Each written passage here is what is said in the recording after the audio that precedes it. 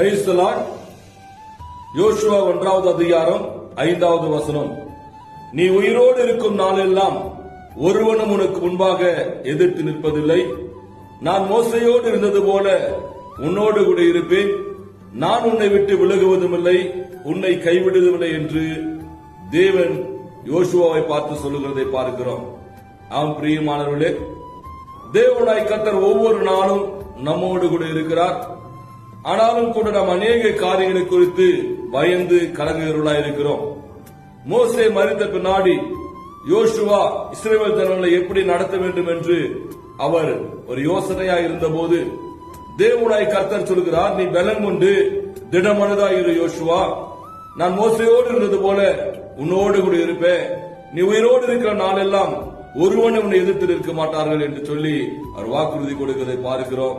கர்த்தர் அப்படியே நம்ம கூட ஆஸ்வதிப்பாராக. ஆமென்.